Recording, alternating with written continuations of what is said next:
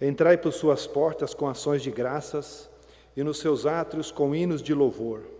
Rendei-lhe graças e bendizei-lhe o nome, porque o Senhor é bom, a sua misericórdia dura para sempre, e de geração em geração a sua fidelidade. Louvado, engrandecido e adorado seja o nosso Deus. A Ele toda a honra, toda a glória e todo o louvor. Mesmo assentado, convido a amada igreja que curve suas cabeças para que rendamos a Ele adoração em oração. Santo Deus e eterno Pai, exaltado seja o Teu nome, Senhor. Louvamos o Teu nome porque o Senhor é bom, o Senhor é maravilhoso, o Senhor governa as nossas vidas e de tudo tem o controle. Nós louvamos o Teu nome, ó Pai, porque o Senhor nos escolheste para adorá-lo. Nós Te louvamos, Senhor, porque nos deste um dia maravilhoso, a Sua graça, a paz que excede todo entendimento, que vem do Senhor. Nós o adoramos, ó Deus, porque o Senhor, por meio de Cristo Jesus, nos escolheu para adorá-lo. Nos deu a salvação eterna, Pai. A alegria de viver, porque sabemos que o Senhor nos chamou para servir, para adorar e para proclamar a Sua salvação. Por isso nós estamos aqui, Senhor. Receba a nossa adoração, nosso louvor. Conduza-nos, ó Deus, conforme o Teu querer, para que este culto, ó Deus, seja agradável ao Senhor. Abençoe o Teu povo, os nossos irmãos, nossas irmãs que estão a caminho da Tua igreja e aqueles que porventura, por algum motivo, não poderão comparecer, mas que certamente estão também prestando este culto ao Senhor. Receba, meu Pai, a nossa adoração, o nosso louvor. Fala conosco neste momento, neste culto, para que nós possamos nos alimentar da Tua palavra, Senhor. E receba também, ó Deus, os nossos pedidos de súplicas e perdão pelos pecados cometidos. Nós assim oramos, ó Deus, na certeza de que o Senhor está no templo, em nome de Jesus. Amém. Amém. Graça e paz, amados irmãos. É com muita alegria que estamos na casa do Senhor para adorá-lo. E nessa alegria nós convidamos a amada igreja para que abram suas Bíblias no Salmo 47. No Salmo 47, do versículo 1 ao 9. E logo em seguida, após a leitura deste Salmo, nós estaremos cantando o hino de número 4. Salmo 47, de 1 a 9. Deus, o Rei da terra.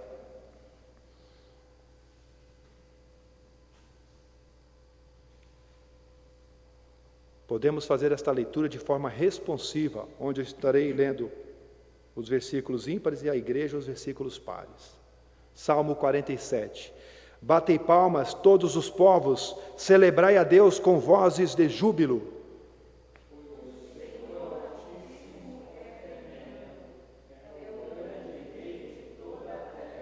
Ele nos submeteu os povos e pôs sob os nossos pés as nações.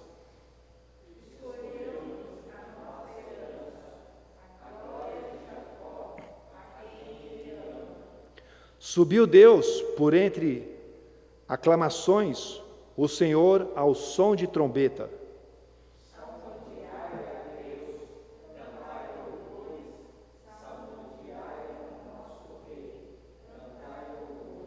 Deus é o Rei de toda a terra, salmodiai com um harmonioso cântico. Deus reina sobre as nações, Deus assenta no seu santo trono. Os príncipes dos povos se reúnem, o povo de Deus de Abraão, porque a Deus pertence os escudos da terra, ele se exaltou gloriosamente. Amém. Louvado e exaltado seja esse Deus, e com toda reverência, mas também com toda alegria, com todo vigor, eu lhe convido para que juntos cantemos o hino número 4, proclamando que Deus está no templo.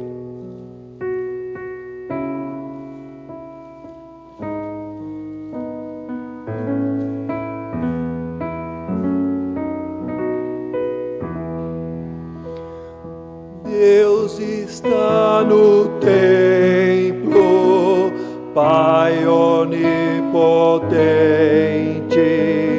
aos seus pés nos humilhamos. servos consagrados, reverentemente a Deus Santo adoramos. Por favor, com amor, espiritualmente, Deus está no templo. Cristo está no templo, sumo benefício, por seu sangue nos foi dado. Ele, o bom Cordeiro, foi o sacrifício que expiou o meu pecado. Escolheu e sofreu o cabal suplício. Cristo está no templo. Tu que estás no templo, perceptor divino, e os corações habita, dá-nos teu ensino, aclarando as leis benditas. Que prazer conhecer a graça infinita, sim, estás no templo. Amém.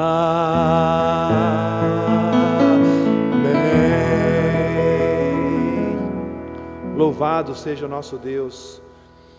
Tu, paciente mestre, dai-nos teu ensino, aclamando as leis benditas. Amados irmãos, nos preparando para o momento de confissão, onde nós, reverentemente, sempre que estamos reunidos, nos colocamos diante de Deus, para assim poder prestar a Ele um culto que lhe agrade, nos despindo de toda vaidade, clamando a Ele misericórdia, súplica em perdão aos nossos pecados, porque não há um justo sequer. Por mais que nos esforcemos em ser fiel a Deus, por mais que nos esforcemos em ter Cristo Jesus como modelo de vida, enquanto que estivermos em meio a este mundo pecaminoso, nós também pecamos. E é neste momento que nos colocamos diante dele, em confissão aos pecados, para que desta forma nós possamos nos preparar para glorificá-lo, adorá-lo, mas também para compreender a palavra na qual Ele preparou para cada um de nós neste dia. Então eu lhe convido para que voltemos à Bíblia e na 2 Crônicas, no capítulo 7, do versículo 11 ao 16.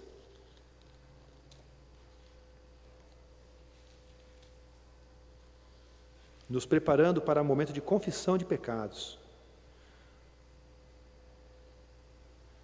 2 Crônicas 7, do 11 ao 16. Confesso aos irmãos que já comecei a fase da necessidade do multifocal. Nós estamos naquela fase que agora um óculos só não está dando conta não, hein, Ademir? Como a gente sofre, né? Uma experiência que leva tempo para aprender. Mas vamos lá, 2 Crônicas 7, do 11 ao 16. Leiamos atentamente esses versículos, buscando a sua compreensão e já com um sentimento de confissão de pecados. Assim diz a palavra, a aliança de Deus, do Senhor com Salomão. Assim, Salomão Acabou a casa do Senhor e a casa do rei. Tudo quanto Salomão intentou fazer na casa do Senhor e na sua casa, prosperamente o efetuou. De noite apareceu o Senhor a Salomão e lhe disse: ouvi a tua oração e escolhi para mim este lugar, para a casa do sacrifício.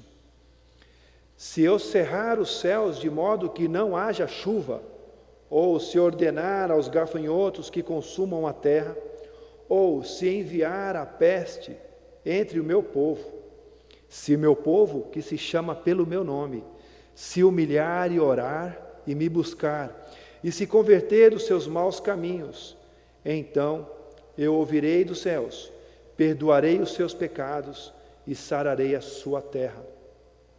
Estarão abertos os meus olhos e atentos os meus ouvidos à oração que se fizer nesse lugar. Porque escolhi e santifiquei esta casa, para que nela esteja o meu nome perpetuamente. Nela estarão fixos os meus olhos e o meu coração todos os dias. Então o Senhor, Ele nos garante, assim como a Salomão, que não somente em relação à casa do Senhor, mas também à sua casa, o Senhor prosperamente o efetuou. E eu lhe convido para que você neste momento venha estar nesse espírito de oração, mesmo assentado, curvando a sua cabeça, colocando diante de Deus os seus pecados, assim como eu estarei fazendo também, colocando diante de Deus os meus pecados, sejam eles em pensamentos, palavras, em ações, e rogando a Deus que venha perdoar. E logo em seguida, após um minuto de silêncio, nós estaremos com oração audível, onde eu convido a nossa irmã Edneia, que nos leve a Deus após o momento de oração, agradecendo a Deus pelo perdão dos pecados, porque nós sabemos que Ele perdoa todos os nossos pecados. Na verdade, em Cristo Jesus, todos os nossos pecados já foram perdoados, mas o Senhor nos convida a confessá-los diariamente, e é isso que faremos agora.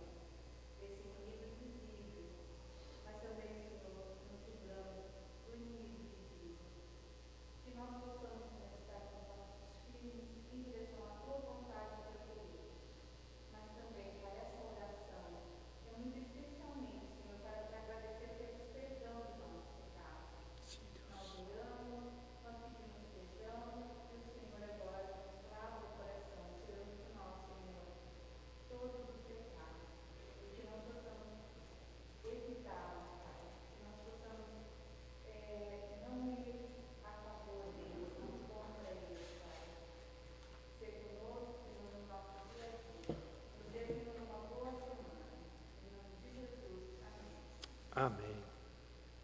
Amém. Certos do perdão do nosso Senhor, eu lhes convido mais uma vez a abrir os seus hinários, aqueles que estiverem no hino de número 116. União com Deus.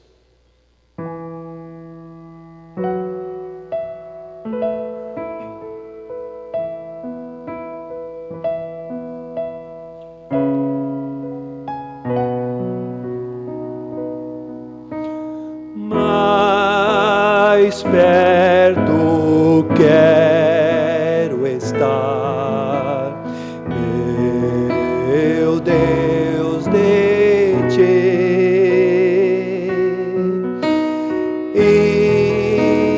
ainda que seja dor que me una a ti.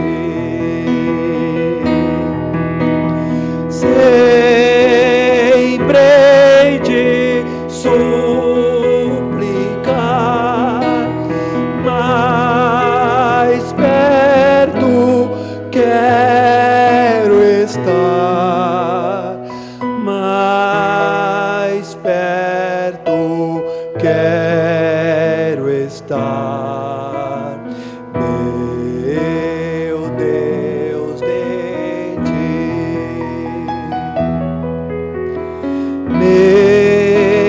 Mesmo vagando aqui na solidão, de noite a descansar, dormindo ao chão, em sonhos vou clamar, mais perto quero estar, mais perto quero estar, meu Deus, de ti.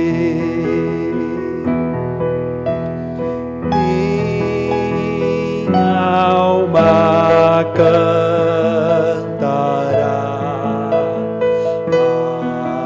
a ti, Senhor.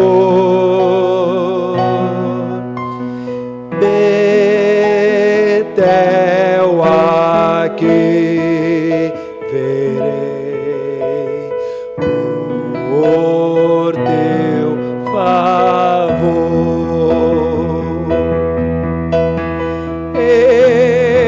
Eu sempre te rogar, mais perto quero estar, mais perto quero estar, meu Deus, de ti.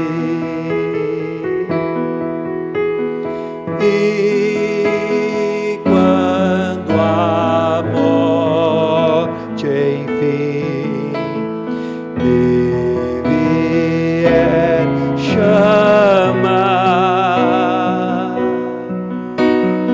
nos céus como Senhor irei morar.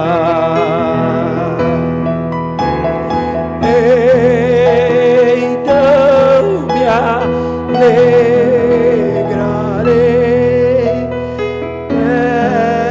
perto de ti, meu Rei, perto de ti, meu Rei, meu Deus, de ti.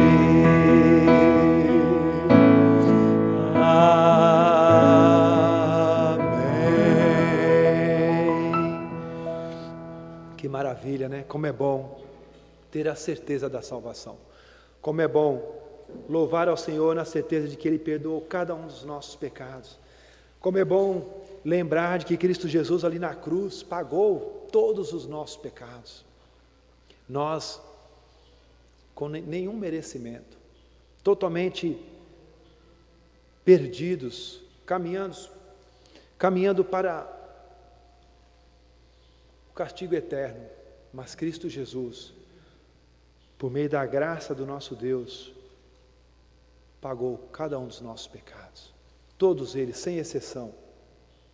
E você poder cantar que mais perto quer estar, é maravilhoso.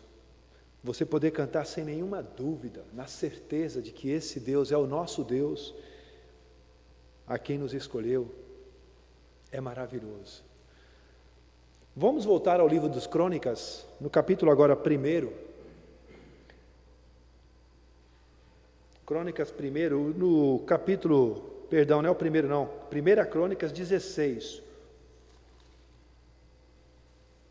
1 Crônicas 16, eu estarei lendo do versículo 8 ao 36. É uma leitura um pouco extensa, mas logo após essa leitura, nós estaremos cantando cânticos congregacionais, estaremos louvando, exaltando esse Deus maravilhoso, porque agora nós partimos para o momento de ação de graças, aquele momento de gratidão. Esteja agora com esse sentimento de quantas foram as maravilhas que Deus tem feito nas nossas vidas. Nós costumamos lembrar daquilo que deu errado, nós costumamos lembrar dos nossos planos que foram frustrados, mas na maioria das vezes nós esquecemos do quanto Deus já fez, o quanto Deus está fazendo e o quanto Deus fará por cada um de nós. E é nesse sentimento que eu quero lhe convidar agora, para juntos estarmos nesse sentido. 1 Crônicas 16, do 8 ao 36. Diz assim: rendei graças ao Senhor, invocai o seu nome, fazei conhecido entre os povos os seus feitos.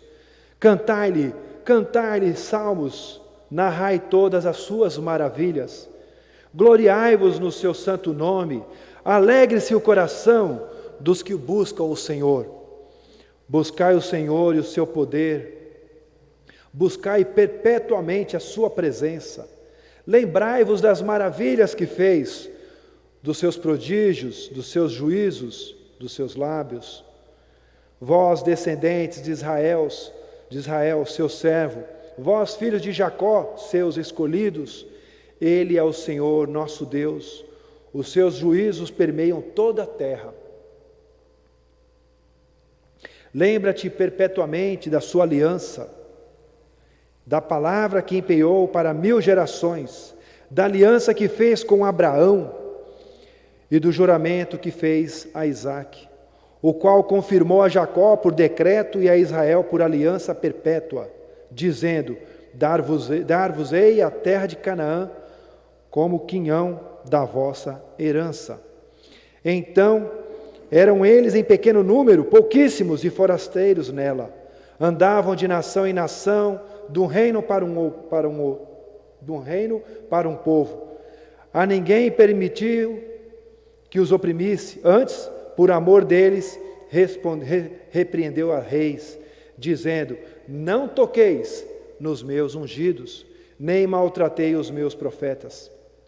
Cantai ao Senhor, todas as terras, proclamai a salvação dia após dia, anunciai entre as nações a sua glória, entre todos os povos as suas maravilhas, porque grande é o Senhor, e muito digno de ser louvado, temível mais do que todos os deuses, porque todos os deuses dos povos são ídolos, o Senhor, porém, fez os céus.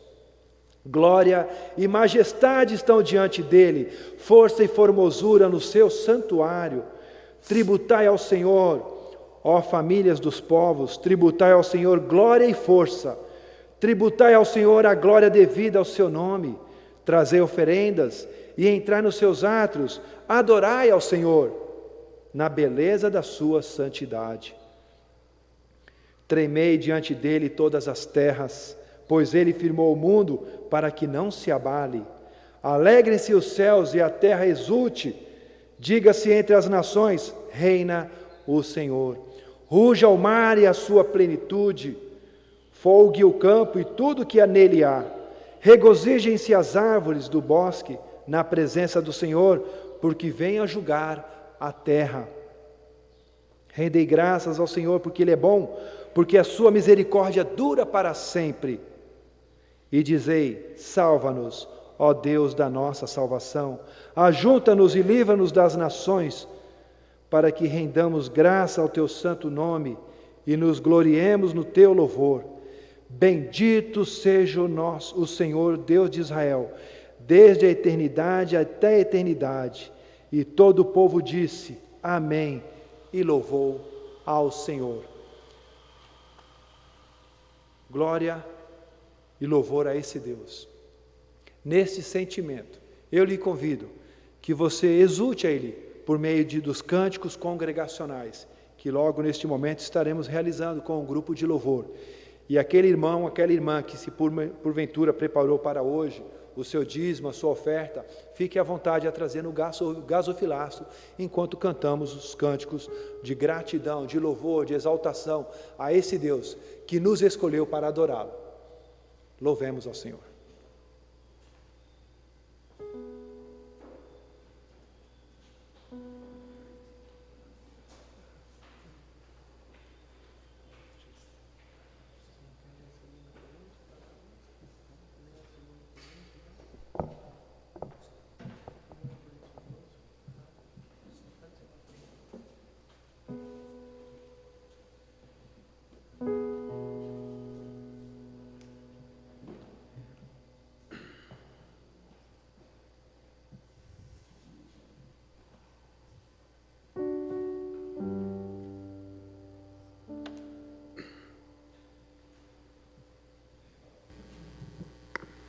Graça e paz, irmãos.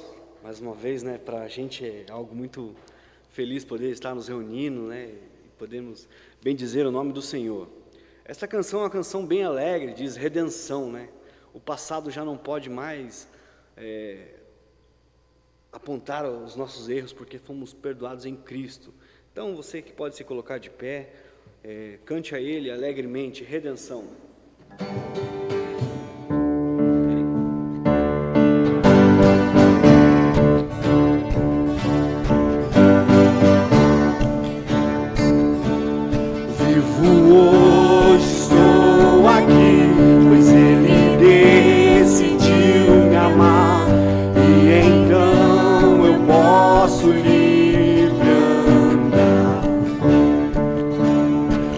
Seu sangue sobre mim me comprou, me restaurou, sem culpa então me tornou.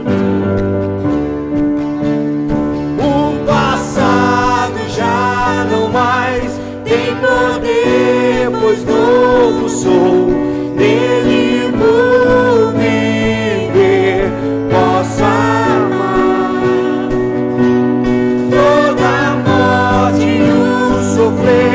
Não me assustarão jamais, pois foi Ele quem venceu em meu lugar.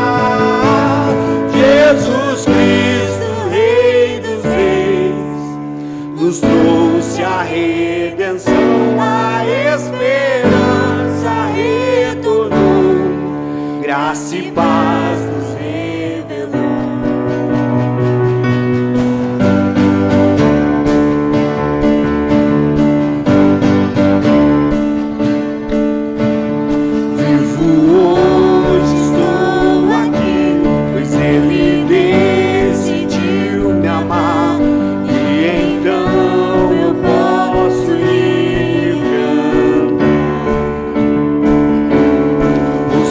Sangue sobre mim me comprou, me restaurou, sem culpa então me tornou. O passado já não mais tem poder, pois novo sou, nele vou viver, posso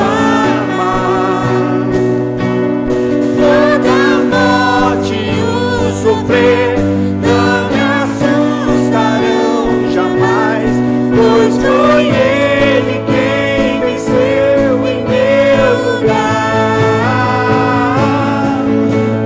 Tudo entregar, vou me render, aos teus pés vou me lançar.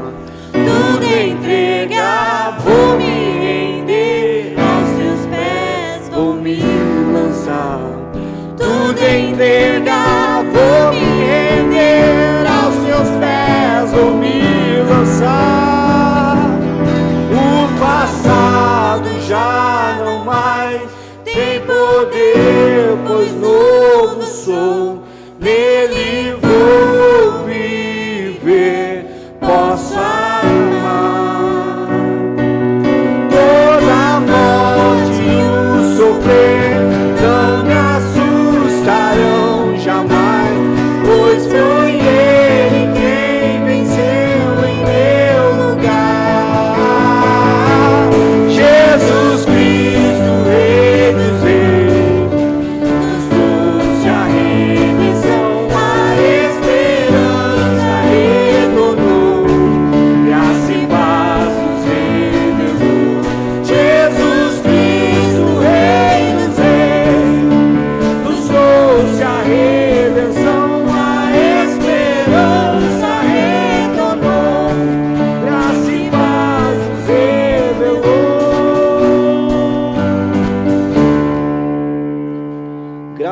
nos revelou.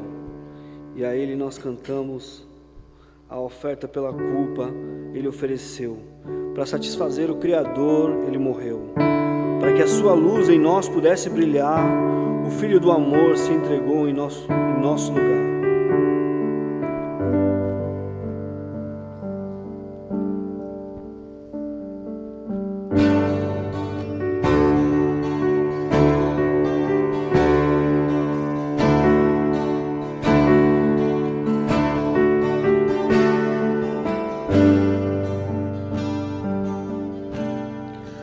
Ele não tinha qualquer beleza ou majestade para nos atrair. Nada havia em sua aparência para o desejar, mas rejeitado dentre os homens, ainda assim carregou nossas dores. O seu castigo nos traz paz, a esperança não se vai. A oferta pela culpa Ele ofereceu para satisfazer o Criador. Ele morreu para que a sua luz em nós pudesse brilhar. O Filho do amor se entregou em nosso lugar. És o Cordeiro que pelos nossos pecados foi esmagado sem dizer uma só palavra. Se entregou aos cravos, derramou sua vida até a morte, provando a ira amarga pra nos dar sua luz e graça e nos fazer viver.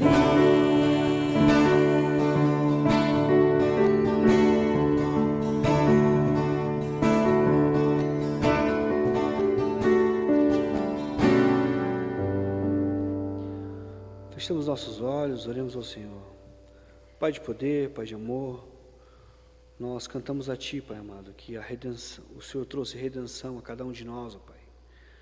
Pai de poder, prepara o nosso coração agora, Senhor, para a mensagem, Senhor, que fale, Senhor, através do nosso pregador, Pai amado, que ela possa, Senhor, quebrantar o nosso coração, Pai amado, e moldar, Senhor, segundo os Teus preceitos, ó Pai.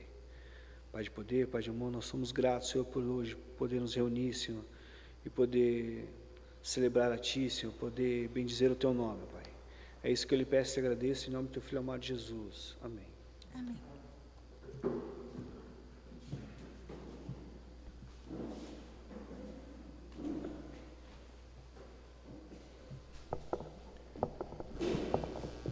Graças e paz aos irmãos, bom dia para quem está aqui, boa noite àqueles que nos vão nos assistir.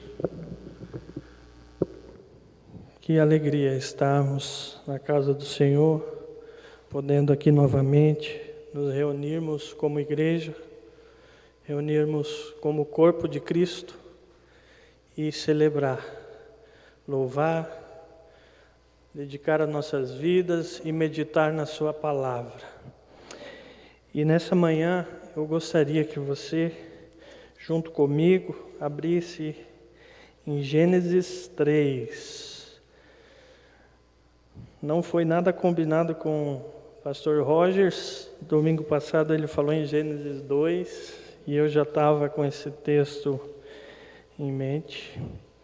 E hoje nós vamos meditar em Gênesis capítulo 3. Nós vamos ler o texto e eu peço que você deixe o texto aberto, que nós vamos recorrer a ele durante a palavra. Vamos ler. Gênesis capítulo 3, do verso 1 até o 24. Mas a serpente, mais sagaz que todos os animais selváticos que o Senhor Deus tinha feito, disse à mulher: é assim que Deus disse: não comereis de toda a árvore do jardim? Respondeu-lhe a mulher: do fruto das árvores do jardim podemos comer, mas do fruto da árvore que está no meio do jardim, disse Deus, dele não comereis nem tocareis nele, para que não morrerais. Então a serpente disse à mulher: é certo que não morrereis, porque Deus sabe que no dia em que dele comerdes, se vos abrirão os olhos, e como Deus sereis conhecedores do bem e do mal. Vendo a mulher que a árvore era boa para se comer, agradável aos olhos, e a árvore desejável para dar entendimento, tomou-lhe do fruto e comeu, e deu também ao marido, e ele comeu. Abriram-se então os olhos de ambos, e percebendo que estavam nus, coseram folhas de figueira e fizeram cintas para si. Quando ouviram a voz do Senhor Deus, que andava pelo jardim, pela viração do dia, esconderam-se da presença do Senhor Deus, o homem e sua mulher, por entre as árvores do jardim. E chamou o Senhor Deus ao homem e lhe perguntou: onde estás? Ele respondeu: ouvi a tua voz no jardim, e porque estava nu tive medo e me escondi. Perguntou-lhe Deus: quem fez saber que estava nu? Comeste da árvore de que te ordenei que não comesses? Então disse o homem: a mulher que me destes por esposa, ela me deu da árvore e eu comi. Disse o Senhor Deus à mulher: que é isso que fizestes? Respondeu a mulher: a serpente me enganou e eu comi. Então o Senhor Deus disse à serpente: visto que isso fizeste, maldita és entre todos os animais domésticos, e és entre todos os animais selváticos. Rastejará sobre o teu ventre, e comerás pó todos os dias da tua vida. Porém, inimizade entre ti e a mulher, entre tua descendência e o seu descendente. Este te ferirá a cabeça, e tu lhe ferirás o calcanhar. E a mulher disse: multiplicarei sobremodo os sofrimentos da tua gravidez, e em meio de dores dará à luz filhos. O teu desejo será para o teu marido, e ele te governará. E a Adão disse: visto que atendeste à voz da tua mulher e comeste da árvore que eu te ordenara, não comesses, maldita é a terra por tua causa, em fadigas obterás dela o sustento durante os dias de tua vida. Ela produzirá também cardos e abrolhos, e tu comerás a erva do campo. No suor do rosto comerás o teu pão, até que te tornes a terra, pois dela foste formado, porque tu és pó, e ao pó tornarás. E deu o homem o nome de Eva, sua mulher, por ser a mãe de todos os seres humanos. Fez o Senhor Deus vestimenta de peles para Adão e sua mulher, e os vestiu. Então disse o Senhor Deus: eis que o homem se tornou como um de nós, conhecedor do bem e do mal. Assim que não estenda a mão e tome também a árvore da vida, e coma e viva eternamente. O Senhor Deus, por isso, o lançou fora do jardim do Éden, a fim de lavrar a terra de que fora tomado. E expulso o homem, colocou querubins ao oriente dos jardins do Éden, e o refugiu de uma espada que se revolvia para guardar o caminho da árvore da vida. Vamos orar mais uma vez? Senhor Deus, que os meus lábios proclamem a Tua palavra aos nossos corações. Que o nosso coração receba com júbilo, Senhor, a orientação que Tu tens através da Tua palavra. Senhor, e que o entendimento dessa passagem não seja apenas conhecimento para nós, mas aqui se encontra, Senhor, a transgressão que deu a princípio a queda, Senhor. E que nós passamos, então, Pai, a odiar o pecado, Senhor, ao entender a gravidade que ele foi proposto à humanidade. Em nome do Senhor Jesus, o Teu Filho, que nós oramos. Amém. Bom, nós não podemos compreender propriamente a Bíblia, a não ser que nós venhamos compreender esse capítulo. Nós não conseguiremos entender, porque aqui nesse capítulo, no capítulo 3, é a razão porque os problemas surgiram na vida da humanidade. Problemas e soluções estão ali juntos. Você não pode entender o que o Evangelho oferece se você não entender a gravidade do pecado. Assim também como que você não pode entender a gravidade do pecado se você não entender a maravilha que é o Evangelho de Cristo. Aqui em Gênesis 3 nós vemos a primeira raiz, a primeira tentação, a raiz de todos os pecados da humanidade. Aqui está a raiz da história bíblica que nos leva até a pessoa de Cristo. E é por isso que é primordial nós entendermos o capítulo 3 de Gênesis, então, para entender toda a Escritura. E nós vamos dividir esse capítulo em 3 pontos, e o primeiro ponto vai do verso 1 ao 6, e eu quero que você leia comigo. Nós vamos ler e comentá-los. Então, do 1 ao 6. Mas a serpente mais sagaz que todos os animais selváticos que o Senhor Deus tinha feito, disse à mulher. Primeiramente, o verso 1, nós somos apresentados à serpente.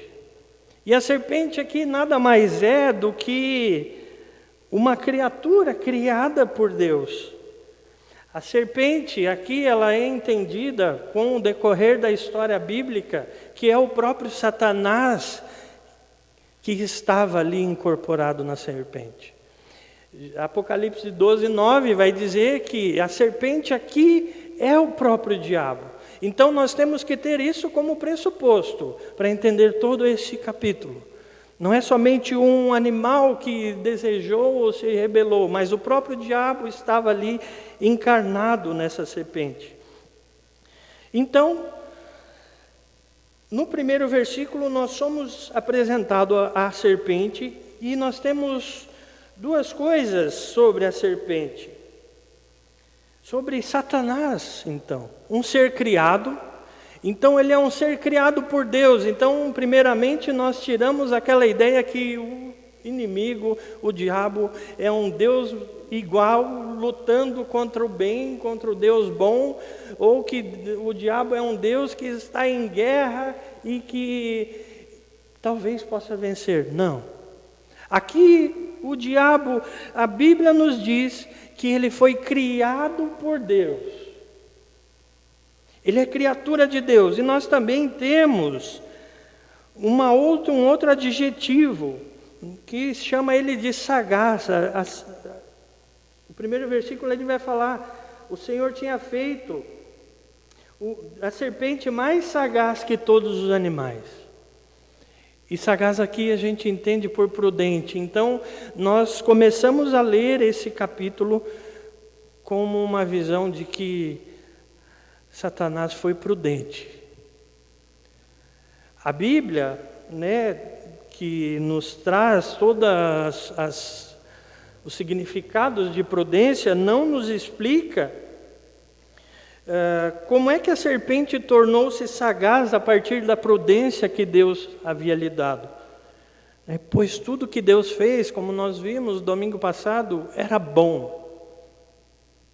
Mas em algum momento Satanás caiu, Satanás se rebelou contra Deus e quis ser como Deus. E então, a partir daí, começa o problema do mal. Então, aqui, para nós iniciarmos o pressuposto, é que aqui a serpente sim era uma encarnação de Satanás e ela era rebelde e caída. Então a serpente se aproxima à mulher e diz: Deus realmente disse a vocês que não deveria comer de todas as árvores do jardim? Em outras palavras, ele começa com uma contradição daquilo que Deus diz. Na verdade, ele começa com uma pergunta que dá a entender que Eva tem o direito de se colocar em pé e julgar a Deus. A raiz de todo mal começa aí, a raiz do pecado do mundo começa aí. A pergunta, ao mesmo tempo, leva a mulher aqui a se orgulhar e distrair. Nossa, Satanás está perguntando a minha opinião sobre o que Deus disse. E mais adiante, no capítulo 2, a serpente exagera na proibição de Deus. No versículo 2, a gente vê que Deus não havia proibido que eles comessem de todas as árvores. No versículo 17, melhor dizendo, do capítulo 2, Deus falou que eles podiam comer de todas as árvores. É isso que nós vimos no domingo passado, que tudo que Deus fez era bom.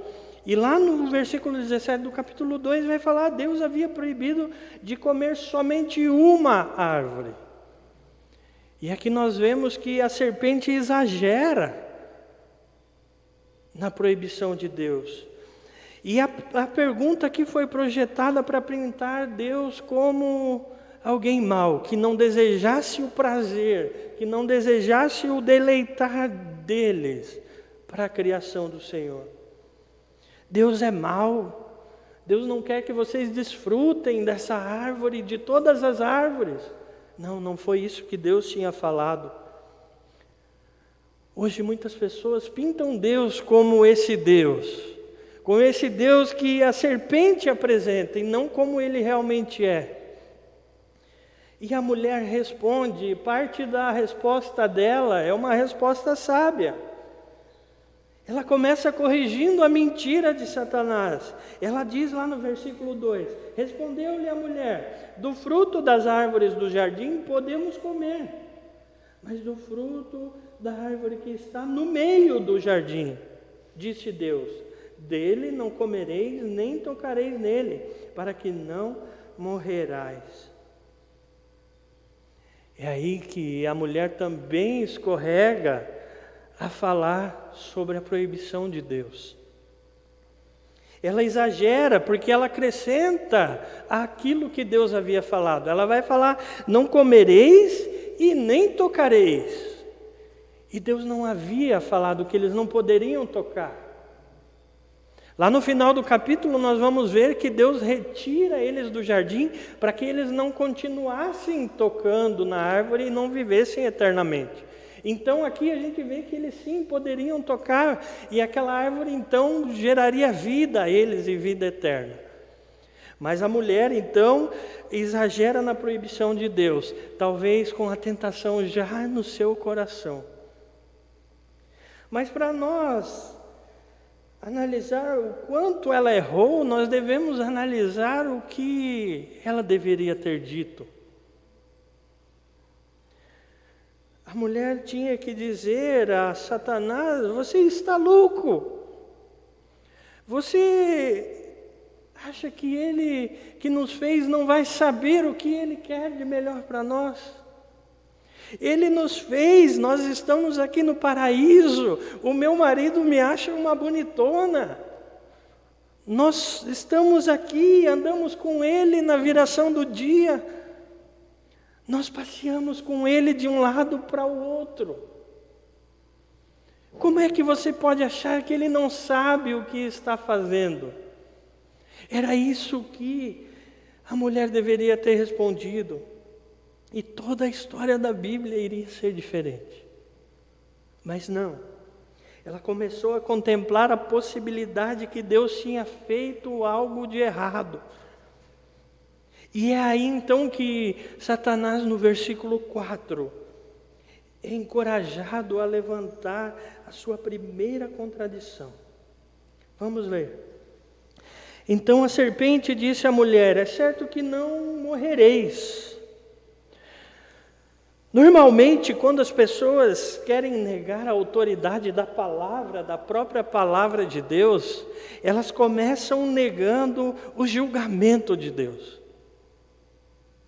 Depois que você jogar fora toda a doutrina do julgamento, não existe qualquer temor para você julgar qualquer outra coisa. E aqui nós enxergamos no versículo 5, então, o grande esquema da serpente. E ele diz: porque Deus sabe que no dia em que dele comerdes, se vos abrirão os olhos, e como Deus sereis conhecedores do bem e do mal.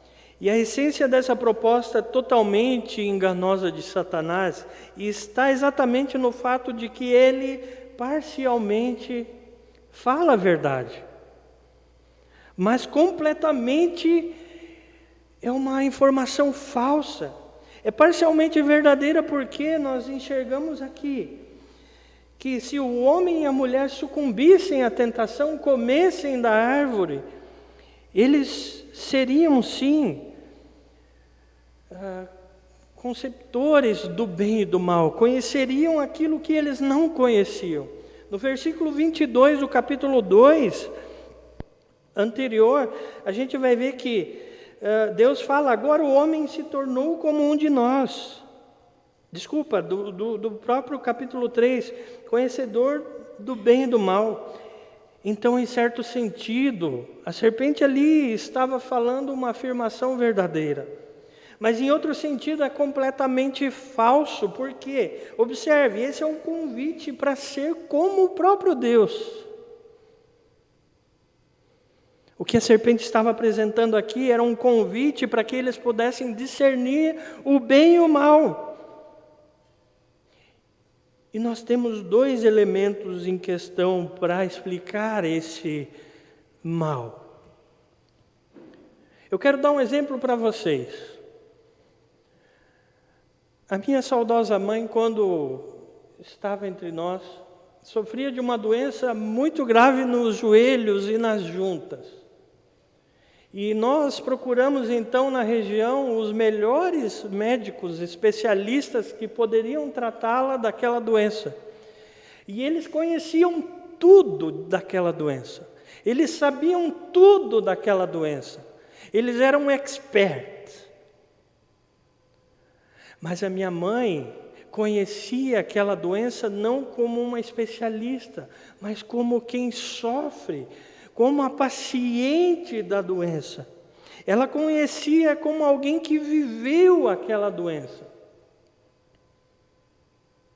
A mesma forma aqui, Deus sabe tudo sobre o pecado, porque Ele sabe todas as coisas sobre tudo. Mas Adão e Eva aprenderam sobre o pecado, a se adentrarem no próprio pecado, a ser o paciente do pecado. Deus conhece o bem e o mal, sem Ele mesmo ser mal. Deus conhece, mas Adão e Eva conhecem o bem e o mal como paciente. Normalmente, a definição de se conhecer bem ou mal na Escritura tem um segundo aspecto também, que é um aspecto de determinar o que é bom e o que é mal. Se nós olharmos para a Escritura, no capítulo 1 e no capítulo 2, nós vamos ver que Deus criava uma coisa e finalizava, porque isso é bom. Ele determina o que é bom. Deus criou e disse que isso é bom. E o que os seres humanos querem aqui, estão sendo convidados a determinar o que é o bem e o que é o mal. É um convite a ser como o próprio Deus. É um convite a ser como o próprio Criador, a determinar e se julgar para si mesmo aquilo que é bom e mal para si. A oferta da serpente é: vós sereis como Deus. Vamos exercer a função de determinar o que é bem e o que é mal. Se Deus diz isso, essa coisa é uma coisa ruim de ser feita, a mulher aqui estava pensando, mas isso pode ser uma coisa boa. A mulher já estava em pé, a ponto de julgar a Deus, a tomar a prerrogativa de Deus e passar então a determinar o que era bom para si mesma. Então, o que está no cerne do coração do pecado não é somente quebrar uma regra, como muitas vezes nós achamos. A igreja presbiteriana tal diz que nós temos que vir de máscara ao culto. Eu não vou de máscara, eu estou quebrando somente uma regra. Isso é quebrar regra.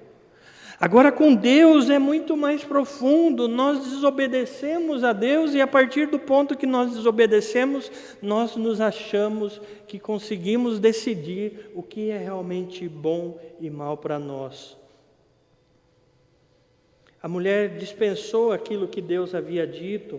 E no verso 6, a mulher viu que a árvore era boa de se comer, aquilo encheu os seus olhos, ela viu que era agradável, ela tinha um valor estético agradável, e de acordo com Satanás, então, ela iria lhe dar entendimento. Era algo transformador na mente que estava acontecendo ali da mulher. Ela então está criando o seu próprio julgamento agora a respeito do que é bom e mal. Porque aquilo que é proibido parece que é mais atrativo. Nós vivemos assim. Então aqui está a raiz de todo o pecado. Essa mulher segue as suas próprias impressões e esquece das instruções de Deus. Ela faz de si o próprio árbitro. Ela tenta tomar o lugar de Deus e faz para si mesma as suas escolhas. E no fim do dia, ela deve ter pensado: eu preciso comer dessa fruta. Eu preciso dessas coisas para ser feliz, desconsiderando o que Deus havia dito. E o texto diz: ela tomou e comeu. Isso nos faz lembrar um pouco mais à frente que essas duas palavras, tomar e comer, foram usadas pelo nosso próprio Cristo. Assim como pela desobediência de ela tomar e comer, o pecado entrou no mundo. Cristo, pelo fato de ele ceiar, de ele vir até aqui e tomar do seu corpo, comer do seu corpo, e dizer para os discípulos: esse é o meu cálice da nova aliança. Nós vemos que o pecado já não existe mais para nós. Mas vamos seguir. Segundo ponto, do 7 ao 13, as consequências iniciais que dão fruto a essa primeira tentação. Algumas dessas consequências estão claras aqui nessa narrativa. Do versículo 7 ao 13, Deus faz o homem, Deus faz a mulher, e o homem e a mulher deveriam reinar sob a ordem criada. E o que nós vemos então, depois da queda, é a reversão disso tudo. É a reversão completa da criação, agora sendo amaldiçoada pelo próprio Deus por conta do pecado. O ser criado engana a mulher dá ao homem. E no versos 6 e 7, nós temos a impressão que Adão estava ali. Será que ele não orientou a sua mulher? Será que ele não viu o que ela estava fazendo? Por que será que ela não parou? E no final do capítulo, depois, nós vamos ver que Deus condena Adão por conta de ele não ter ouvido e seguido as instruções do próprio Deus. A serpente então corrompe a mulher, aqui nessa passagem do 1 ao 6, e homem e mulher agora desafiam ao próprio Deus. Homem e mulher agora estão numa reversão completa da estrutura da criação. Deus havia prometido que se eles comessem do fruto, haveria morte. E que tipo de morte aqui? É todos os tipos que nós podemos imaginar. Física, a morte da separação da alma e também a segunda morte, que os desliga da comunhão que eles tinham com Deus. Todos os tipos de morte. Nós vemos em Gênesis 5 que o escritor aqui vai nos falar a genealogia e diz: fulano gerou ciclano e viveu por tantos anos e morreu. Fulano gerou ciclano e viveu por tantos anos e morreu. E morreu. E morreu. A morte não deveria ser, a morte não deveria existir, não é o que deveria ser. Foi por conta do pecado. Tudo isso é resultado de nós nos afastarmos de Deus, ao único que nos provê vida, traindo a própria pessoa de Deus, traindo o próprio conselho de Deus. E como nós fazemos isso, meus irmãos? Decidimos por nós mesmos as coisas. Nos tornamos árbitro de nós mesmos e achamos que nós não precisamos orar para saber a vontade de Deus. Nós achamos que nós não precisamos ler a palavra do Senhor para saber a vontade de Deus, porque ao final o que está na nossa carne, na nossa natureza pecaminosa é o pecado, que é a tentativa de ser como o próprio Deus. Mas as consequências são listadas a seguir também no texto, versículo 7, então os olhos de ambos se abriram e perceberam que estavam nus, costuraram folhas de figueira e fizeram cintas para si. E é claro que num certo nível, então, Satanás manteve as suas promessas, eles conseguiram ser conhecedores do bem e do mal, e os seus olhos se abriram. Agora eles conhecem o bem e o mal, mas infelizmente, um conhecimento de dentro. E a maneira que o escritor nos fala a respeito disso, desse texto, é que eles estavam nus. No capítulo 2, o final do capítulo 2, diziam que eles estavam nus e não se envergonhavam. Agora aqui eles estavam nus e se envergonhavam. Em outras palavras, a nudez está ligada à vergonha do pecado, à vergonha da queda.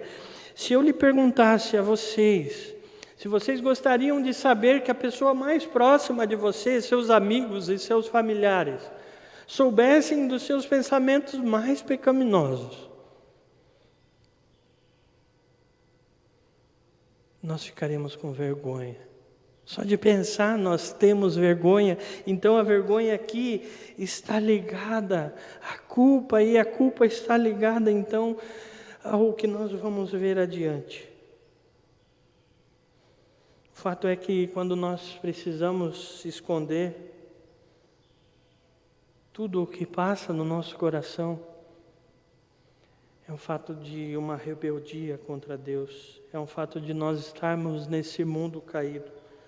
E não é somente a vergonha que existe, mas a vergonha encobre a culpa. Mas no princípio, então, não existia vergonha, não tinha isso, e Adão e Eva podiam experimentar das maiores intimidades com Deus, andar com Ele de um lado para o outro.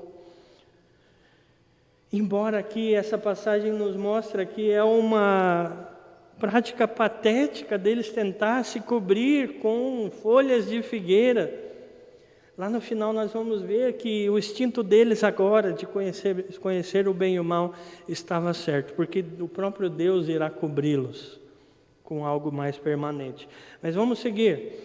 No versículo 8 e 10, existe a quebra de comunhão com Deus. Vamos ler. Quando ouviram a voz do Senhor que andava no jardim pela viração do dia, esconderam-se da presença do Senhor, e o homem e a mulher por entre as árvores do jardim. E chamou o Senhor Deus ao homem e lhe perguntou: onde estás? Ele respondeu: ouvi a tua voz no jardim, e porque estava nu, me escondi. Percebe-se aqui o primeiro passo de graça de Deus indo atrás do homem. A promessa é que se eles comessem, ele morreria. Mas aqui não. E Deus tem que ir atrás deles. A natureza pecaminosa faz com que nós corramos de Deus e nos afastamos de Deus. Quando nós pecamos, a nossa tendência é: eu não vou orar agora porque Deus não vai me perdoar. Você já percebeu isso? Quando você vê e o Espírito Santo lhe incomoda com o pecado que você cometeu, eu vou esperar um pouco, talvez agora Deus não me aceite. E o que aqui está demonstrando é que eles se escondem de Deus e é Deus que tem que ir atrás deles, demonstrando graça. E quando Deus pergunta: aonde estás? Não é porque Deus não sabe, mas é que Deus queria que eles próprios revelassem o seu pecado, a sua culpa. Aqui o texto narra a futilidade e a estupidez deles quererem se esconder de Deus. Mas a resposta de Adão não apenas é completa. Ele não revela a culpa de Deus, ele esconde a causa e revela o que ele tinha por sintoma. Ele vai revelar e vai dizer: eu tive medo. Ele não fala o que ele cometeu, ele só fala: eu tive medo. Então aqui nós enxergamos que não é só uma quebra de comunhão, mas é uma quebra de comunhão com o próprio Deus. E nos versos a seguir, nós vamos ver que a tendência universal agora do homem é se esconder de Deus. Procurar qualquer outras coisas para cobrir os seus pecados. É isso que a gente vê no mundo, é isso que a gente vê nas nossas próprias vidas. Quando o nosso centro não está em Deus, quando a nossa vontade e a nossa razão de trabalhar, de viver um ao outro, de estar em comunhão, não seja glorificar a Deus. Nós estamos tentando buscar um tipo de esconderijo. Verso 11 ao 13. Aqui também nós vemos a quebra de comunhão com o próximo. Nós vemos que eles estavam nus e perceberam.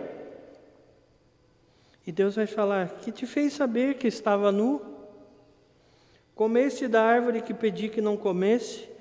E tudo que o homem foi dizer: não foi culpa minha. A mulher que o Senhor fez para mim não foi bom. Ele se levanta para criticar o próprio Deus. E não foi a última vez que um homem colocou a culpa na sua esposa. Essa quebra de relacionamento, e então Deus se direciona a ela e ela diz: Senhor, a serpente que me enganou. O que ela diz? A serpente que tu fez, que estava ali no jardim, me enganou. Não é culpa minha, é culpa sua. A mulher então se coloca novamente em pé para dizer que Deus havia feito errado. E então uma das características do pecado é isso, da falta de vontade de nós confrontarmos os nossos próprios pecados e sempre achar a culpa no outro, no próximo. E o pecado também, então, além de quebrar a comunhão com Deus, quebra a comunhão com o nosso semelhante. Nós criticamos a Deus por vários pecados.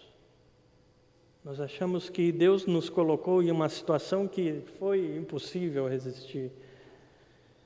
Mas Deus não tem nada a ver com o nosso pecado. Deus não tem nada a ver com o pecado do primeiro homem e da primeira mulher. Vamos para o final, verso 14 e 24. A maldição explícita que aqui foi pronunciada, que aparece aqui no momento dessa tentação.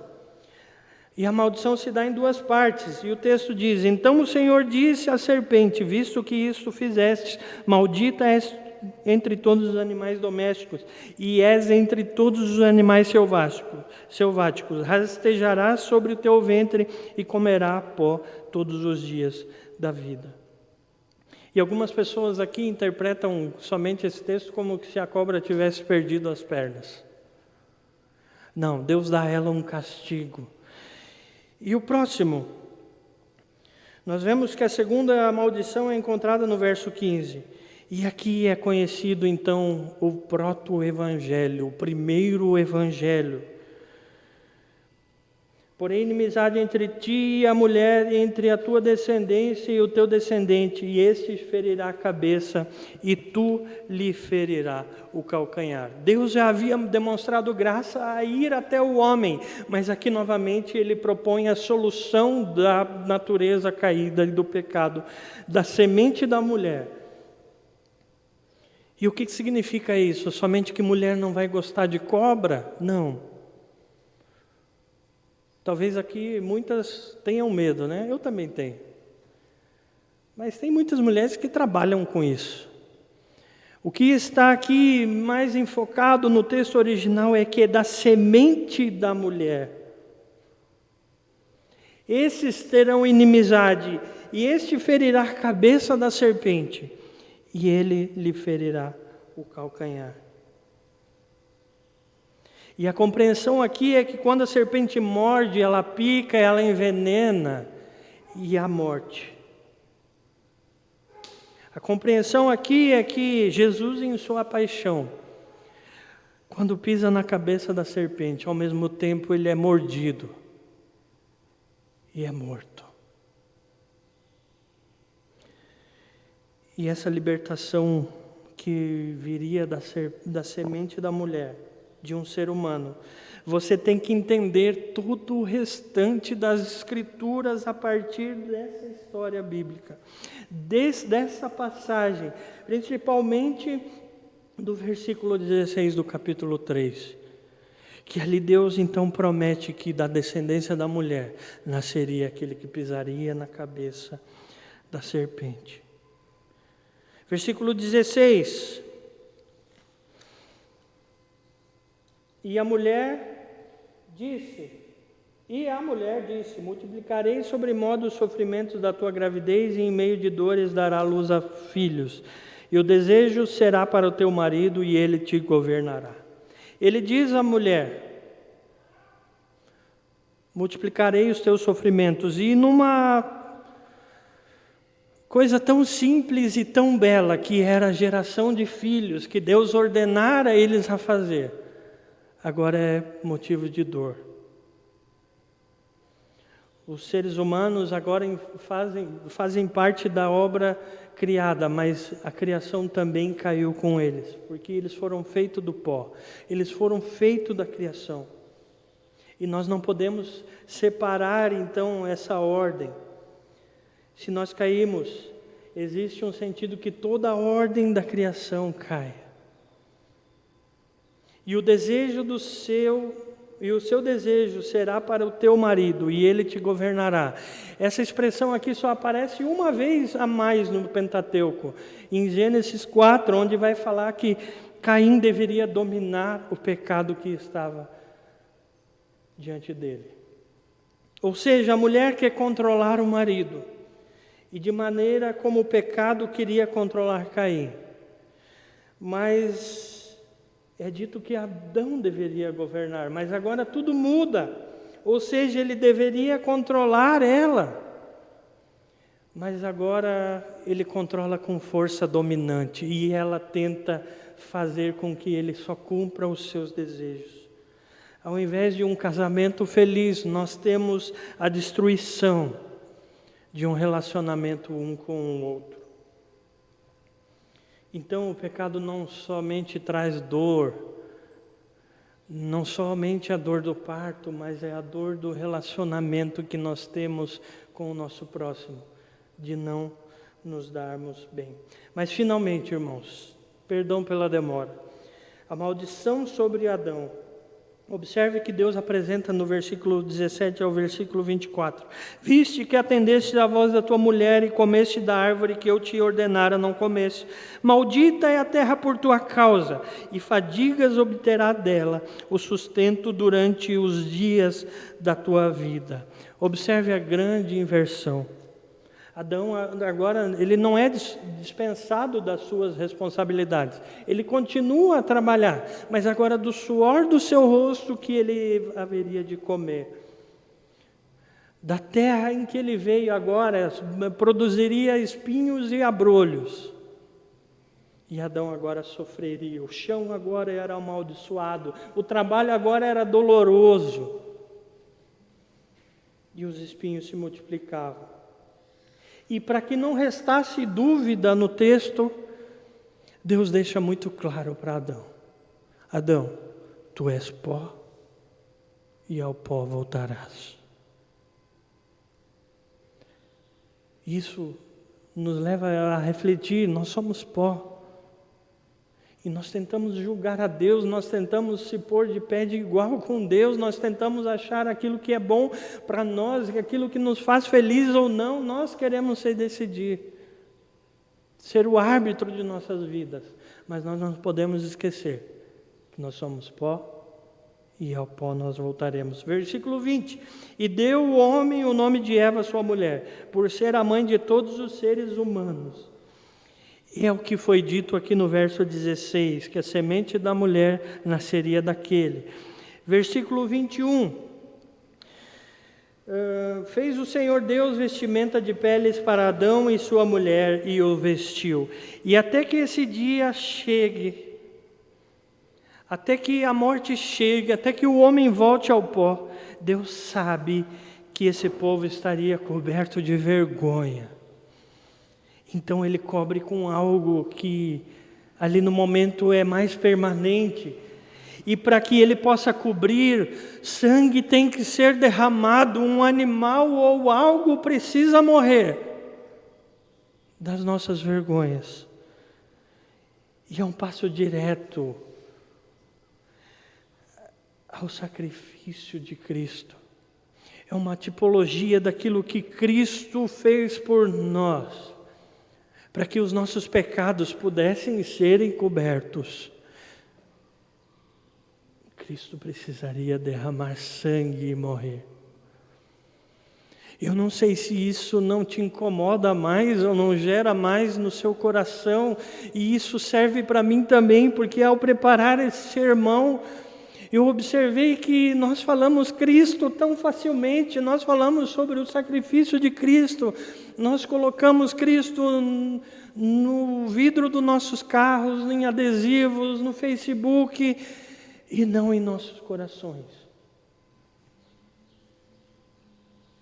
Versículo 21, então, o Senhor faz vestimenta duradouras para eles, para que nós sejamos cobertos da maneira culposa que nós nos encontrávamos, para que nossa vergonha fosse escondida, algo tinha que morrer. E depois de milhares e milhares de sacrifício, depois de vários animais mortos, nós ouvimos e nós lemos o profeta João Batista em João 1:29 falando: eis o Cordeiro de Deus que tira o pecado do mundo. Sabe, isso deveria nos fazer nos colocarmos de joelhos. É Ele que encobriu as nossas vergonhas, não é mais pele de animal, não é mais um bicho ou algo que precisa morrer. E é que se cumpre em Cristo o que havia sido prometido aqui nesse capítulo e em todo o restante da Bíblia. O verso de 22 diz: e Deus tira o acesso então por conta do pecado, para que o homem não viva mais em pecado eternamente. Quando nós olhamos para a morte para nós, depois que viemos depois de Adão, é uma bênção, porque Deus tira nós do jardim para que nós não toquemos na árvore da vida e tenhamos vida eterna. Leia comigo, verso 22. Então disse o Senhor Deus: eis que o homem se tornou como um de nós, conhecedor do bem e do mal, assim que não estenda então a mão e tome também da árvore da vida e coma, e que viva eternamente. O que Deus faz aqui nos tirar de lá. Mas em Cristo, o véu que rasga não é somente mais do templo, mas também do paraíso de Deus. Quando o véu se rasgou, nós temos acesso novamente a relacionamentos duradouros, a relacionamentos com Deus, a relacionamentos sem ter que esconder a culpa. E é isso que Deus faz quando o seu Filho vai à cruz e morre por nós. O véu se rasga e nós temos novamente comunhão com Deus. E a morte física agora nos alcança, mas a segunda morte, que é a separação de Cristo e do Deus, o Criador, não existe mais. Meus irmãos, então o que mostra aqui no capítulo 3 é o que nós temos que entender, para entender toda a história. É uma só história que vai daqui até Apocalipse. Aqui mostra a raiz do pecado e a solução que está no Filho. Tudo que vem após aqui é ato redentor de Deus através da história, na pessoa do seu Filho. Que nós venhamos a entender a gravidade do pecado em nossas vidas e que nós venhamos a tomar algum tipo de decisão, de qualquer ordem que seja, nós venhamos lembrar que Deus tem um conselho perfeito e a vontade perfeita para nossas vidas. E é desse Deus em que nós devemos beber da fonte, das suas escrituras, da oração, para que nós venhamos ter comunhão com Ele. Vamos orar. Senhor Deus, que o nosso pecado, Senhor, seja revelado por completo, a fim que nós encontramos, Senhor, perdão no Teu Filho. Senhor, faz-nos entender, Senhor, então, novamente a gravidade desse pecado, que aconteceu no jardim, mas acontecem nas nossas vidas todos os dias. Nós tentamos julgar a nós mesmos, nós tentamos julgar aquilo que é bom e aquilo que é mal, e para nós, Senhor, nós achamos que nós somos o árbitro de nossas vidas e também da vida daqueles que nos rodeiam. Senhor, nos faça entender que a salvação está em Ti, que nós devemos apenas nos achegarmos a Ti e confessar os nossos pecados. Senhor, que a nossa tentativa de nos esconder de Ti, Pai, seja caída por terra e que o Teu Espírito Santo nos alcance. Senhor, que a Tua graça nos alcance, assim como Tu nos alcançou naquele jardim através de nossos pais. Porque a nossa tendência é correr, é fugir, é se esconder. Mas nós sabemos, Senhor, que a Tua graça, a Tua misericórdia se renovam a cada manhã. E é por isso que nós estamos aqui alegres, porque o pecado já não nos domina mais. E agora quem nos cobre, e também não somente cobre, mas também nos lava, é o Filho, é o sangue do Teu Filho, que morreu na cruz em nosso lugar. Nos faça entender, Senhor, e viver isso durante a semana, durante o mês, durante o restante desse ano, fazendo-nos atentar, Senhor, para os Teus conselhos, fazendo, Senhor, nos atentar para a Tua vontade. Que nós possamos, Senhor, dar as respostas certas em atitudes, quando a tentação vir e nós dissermos o que nosso Deus tem, é muito melhor que o prazer do pecado pode nos oferecer. Em nome do Teu Filho que nós oramos e Te agradecemos. Amém. Bom, irmãos, mais uma vez perdão pelo horário. Nós temos alguns avisos. Na quarta-feira nós temos a reunião com todos os irmãos via aplicativo. Em breve aí o Conselho se reunirá novamente e vai estudar a proposta de nós voltarmos às nossas reuniões presenciais na quarta-feira. O nosso culto, vai estar disponível às 6 horas, então você que veio encaminhe para alguém, para acompanhar e a gente aos poucos ter essa volta. E, Roberto, tem mais algum aviso? Pastor Roger está viajando, está em viagem e deve retornar, e que nós venhamos orar por ele, para que ele venha em paz e segurança. Deve retornar hoje ainda. Então, que Deus abençoe a sua vida. E eu quero ler com você, então, 2 Coríntios,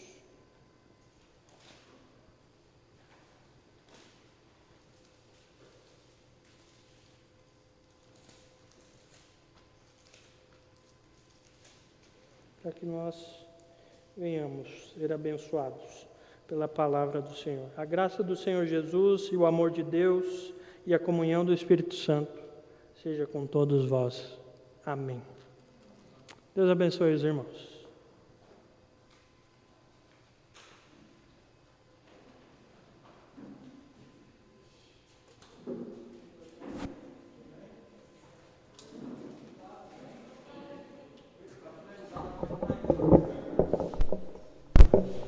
Terminou a gravação? Terminou a gravação? Só finalizar.